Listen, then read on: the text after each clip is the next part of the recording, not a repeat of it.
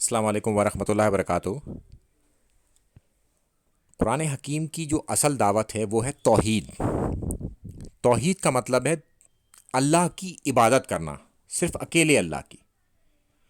اور دعا ایک اعلیٰ قسم ہے عبادت کی، تو دعا صرف اللہ ہی سے، ہمیں جو مدد مانگنی ہے وہ اللہ ہی سے مانگتی ہے۔ اللہ تعالیٰ فرماتا ہے چیپٹر 17 آیت نمبر 57 میں، جنہیں یہ لوگ پکارتے ہیں خود وہ اپنے رب کی تقریب کی جستجو میں رہتے ہیں کہ ان میں سے کون زیادہ نزدیک ہو جائے، وہ خود اس کی رحمت کی امید رکھتے ہیں۔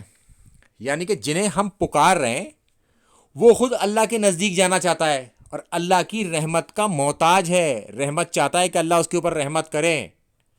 یعنی کہ جن کو آپ پکار رہے ہیں وہ خود اللہ کی طرف جا رہے ہیں، وہ خود اللہ سے ہی مانگتے ہیں۔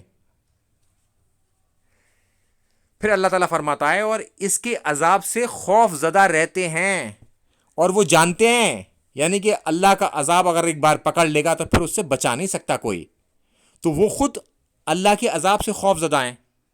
تو اب ان لوگوں کو بات کی جا رہی ہے کہ تیرے رب کا عذاب ڈرنے کی چیز ہی ہے، اور اللہ تعالیٰ سمجھا رہا ہے یہ تمہارا رب ہے نا، جس نے تمہیں پیدا کیا ہے، اس کا جو عذاب ہے وہ واقعی ڈرنے کی چیز ہے۔ جن کو تم پکار رہے ہو نا وہ بھی اسی سے ہی ڈرتے ہیں۔